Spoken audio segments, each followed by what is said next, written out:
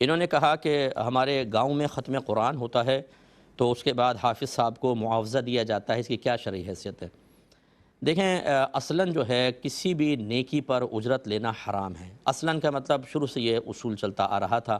پھر فقہائے اسلام نے دیکھا کہ اگر ہم کچھ نیک اعمال کا معاوضہ قائم نہ کریں تو دین کا کام شدید نقصان کا شکار ہو جائے گا۔ جیسے امامت، اگر امام کو پیسے نہیں دیں گے وہ امامت نہیں کرے گا، جماعت کیسے ہوگی؟ اسی طرح مؤذن ہے، اسی طرح خادم ہے، اسی طرح ٹیچرز ہیں، بچوں کو قرآن پڑھانے والے یا علم دین سکھانے والے۔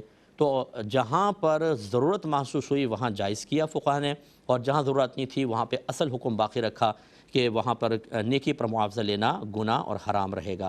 اب یہ سمجھ لیجئے کہ تراویح کے اندر جو قاری حافظ صاحب قرآن سناتے ہیں یہ ضرورت کے تحت نہیں آتا، لہٰذا اس پر معاوضہ لینا شرعاً جائز نہیں ہوگا۔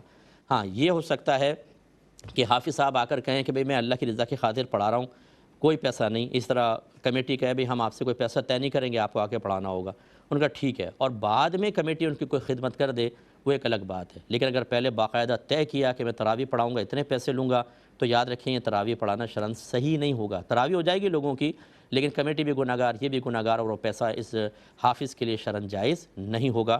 یہ ذرا ذہن میں رکھیں۔ اور اس کے بعد کھانا تو ہمارے یہ کوئی معاوضہ نہیں ہوتا، یہ عرفاً کھلاتے ہیں لوگ ہوتے ہیں، اور حافظ صاحب بھی ساتھ کھا لیں تو کوئی مسئلہ نہیں ہے، لیکن جو باقاعدہ اجرت طے کی جاتی ہے وہ منع ہے۔